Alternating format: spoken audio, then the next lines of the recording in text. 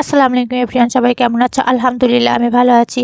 আশা করি তোমরা সবাই ভালো আছো। যেহেতু এখন শীতকাল, আমার খুব মন চাচ্ছিল আমের চাটনি খেতে। ওর আব্বু বাজার থেকে একটা আমের চাটনি নিয়ে এসেছিল, কিন্তু চাটনিটার ভিতরে অবস্থা এমন দেখে আমার এমন খারাপ লাগছে, আমি সাথে সাথে চাটনিটাকে চুলার ভিতরে ফেলে দিছি।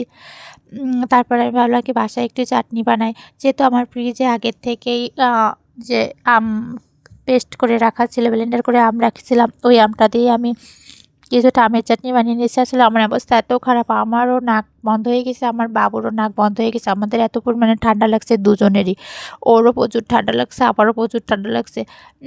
যে তারপর আমরা যেহেতু গরম পানি দিয়ে গোসল করি, তারপরে খাবারটাও মাঝে মাঝে মাঝেই শুধু ঠান্ডা পানিটা খাওয়া হয়, কিন্তু গরম পানিটাই বেশি খাই। তারপরেও এত বেশি ঠান্ডা পড়ছে আমাদের এদিকে যে মানে ঠান্ডা মানে কমতেছেই না। যাই হোক, আজকে যেহেতু শুক্রবার, ওর আব্বু বললো একটু ভালো মন্দ রান্না করার জন্য। এই জন্য আমি ভাবলাম কি যে বাসায় যেহেতু একটু গরুর মাংস আছে আর বিরিয়ানির মশলাও আছে, এই জন্য আমি বিরিয়ানি রান্না করতে শুরু করে দিলাম। আসলে এই বিরিয়ানির মশলাটার থেকে আমি আগে একদিন আমি 1 প্যাকেট বিরিয়ানির মশলা থেকে 2 বার রান্না করি। যেহেতু আমরা লোক সংখ্যা কম, এই জন্য 1 প্যাকেট বিরিয়ানির মশলা আনলে 2 বার রান্না করা যায়। এই বিরিয়ানির মশলাটা দিয়ে আমি আগে একদিন মুরগির মাংসের বিরিয়ানি রান্না করছিলাম, আর আজকে গরুর মাংসের বিরিয়ানি রান্না করতেছি। যাই হোক, কথা বলতে বলতে আমার রান্না প্রায় কমপ্লিট হয়ে গেছে। এখন শুধু বিরিয়ানি মশলাটাকে, চালটাকে সবকিছু মাংসের সাথে মিশিয়ে ভেজে আমি গরম পানি দিয়ে দিব। আসলে আমি যখনই বিরিয়ানি রান্না করি, আমার বিরিয়ানিটা একদম পারফেক্টভাবে হয়, কোনো অসুবিধা হয় না। তারপরেও আমি সবসময় ভয়ে ভয়ে থাকি। তারপরে আমি এর ভিতরে কিছুটা কাঁচামরিচ এবং মটরশুঁটি দিয়ে ঢাকা দিয়ে রেখে দেবো। মাশাআল্লাহ, আমার বিরিয়ানিটা অনেক সুন্দর হয়েছে, যেরকম ঝরঝরে হয়েছে সেরকম খেতেও অনেক স্বাদ হয়েছে।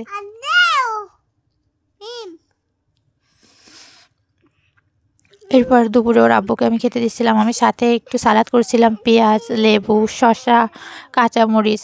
আর আমি একটা মাখা সালাদও করছিলাম, গাজর, শসা, পেঁয়াজ কুচি, সব কিছু কুচি করে একটা মাখা সালাদও করছিলাম। ওর আব্বু বলতেছিল মাখা সালাদটা পারফেক্ট হয়েছে। আসলে এই মাখা সালাদটা আমি ইউটিউবে এক আপুকে দেখছিলাম যে মাখা সালাদ করতে, বললো যে মাখা সালাদটা নাকি অনেক সুন্দর হয়। তাই দেখে আমি আজকে এই মাখা সালাদটা করেছিলাম। বিকেলবেলা ওর আব্বু কিছু পাঁচমিশালি মাছ নিয়ে যাচ্ছে।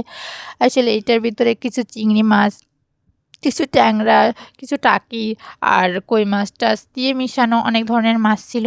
এই মাছটাই নিয়ে আসছিল। পরে আমি মাছগুলোকে কেটে ধুয়ে পরিষ্কার করে তারপরে ফ্রিজে রেখেছি। আসলে আমি সাধারণত চেষ্টা করি যে ওর আব্বু বাজার থেকে কোনো মাছ বা মাংস আনলে আমি সেটাকে তাজাই রান্না করার চেষ্টা করি। যেহেতু অনেক বেশি আনে, এজন্য সাথে সাথে কিছুটা রান্না করার চেষ্টা করি আর বাকিগুলো ফ্রিজে রেখে দিই। আমি এখন ট্যাংরা মাছ, আলু আর লাউ শাক রান্না করব। আমাদের এদিকে এই খাবারটা খুবই জনপ্রিয়। ওর আব্বুকে, ওর আব্বুর এক ফ্রেন্ডের বাসায় এই লাউ শাকগুলো হয়েছে।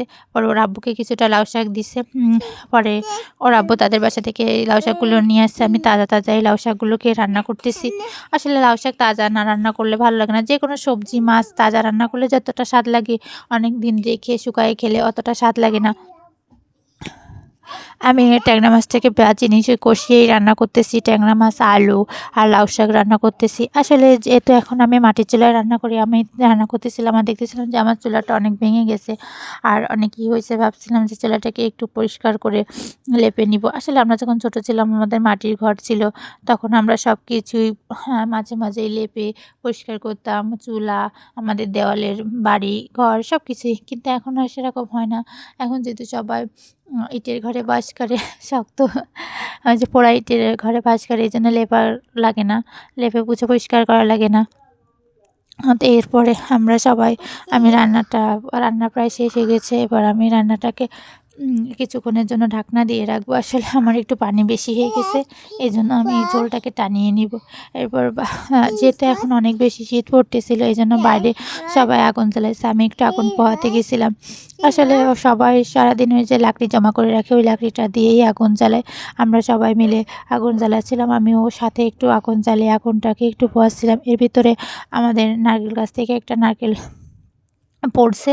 আসলে ইঁদুরে আমাদের সব নারকেল কেটে দিচ্ছে, কিন্তু নারকেলের ভিতরটা অনেক সুন্দর ছিল আর খেতেও অনেক স্বাদ ছিল। পরে আমরা সবাই মিলে সেই নারকেলটা খাচ্ছিলাম। এরপর আর আগুন পোহাচ্ছিলাম। এরপর আমি এসে তরকারিটা দেখলাম যে তরকারিটা হয়ে গেছে। এরপর আমি তরকারিটাকে নামিয়ে নিচ্ছি।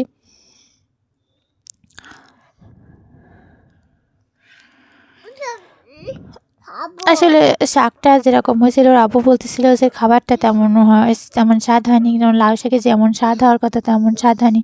এরপর আমরা রাত্রেবেলা একটু বাইরে ঘুরতে গেছিলাম, সেখানে আমরা সবাই মিলে ঝালমুড়ি, তারপরে আর একটু পিঠা, ভাপা পিঠা আর চটপটি খেলাম। আমার বাবু ওর আব্বু একটা চাও খাইছিল। আজকের ভিডিওটা এই পর্যন্তই। আল্লাহ হাফেজ।